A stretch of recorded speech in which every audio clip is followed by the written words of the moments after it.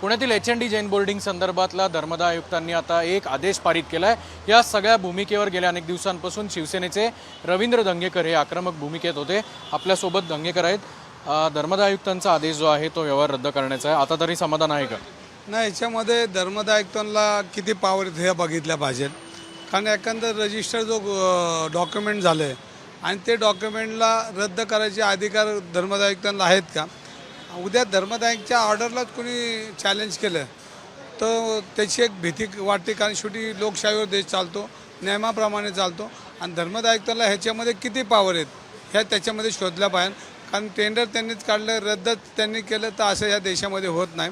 आणि हे सरकारी डॉक्युमेंट झाले, जे डॉक्युमेंट झाले सरकारी झालं, कारण सरकारची प्रॉपर्टी हे पब्लिक रजिस्टर आहे, हे खाजगी रजिस्ट्रेशन नाही, हे पब्लिक रजिस्टर आहे, सरकारचं डॉक्युमेंट आहे।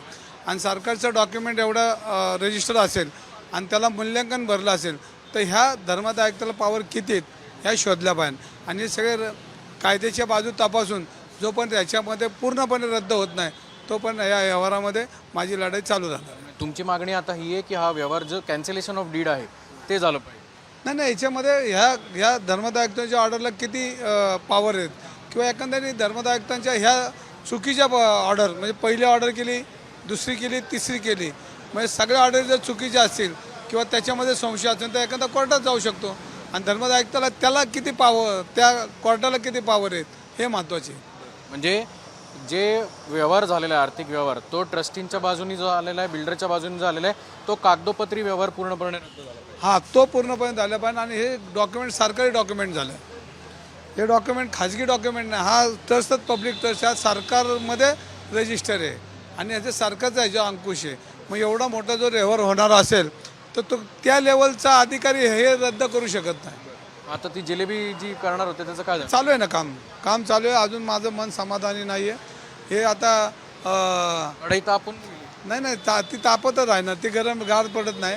ह्याच्यामध्ये आता कोणी श्रेय घ्यायची काय गरज नाही, ह्याच्यामध्ये पुणेकरांचं श्रेय, त्या ट्रस्टींचं श्रेय, त्या संचालकांचं नाही, तिथले ते विद्यार्थी त्यांचं आणि पुणेकरांचं आणि त्यांचे ते जे साधी जो बोला आणि याचिकता करते या सगळ्यांचं हे। पण ह्याच्यामध्ये अजूनही मला हे कायद्याने दे चालतो, हा काय मनाने नाही चालत। आणि मग ह्याचे अजून कंगोरे आहेत। मुलांचा वरचा राग गेला का? नाही, माझा राग कोणावर नव्हता, राग ह्या सिस्टीमवर होता, राग हा विकृतीवर होता आणि तो राहणार आहे, ती विकृतीचा राग थांबणार नाही माझा।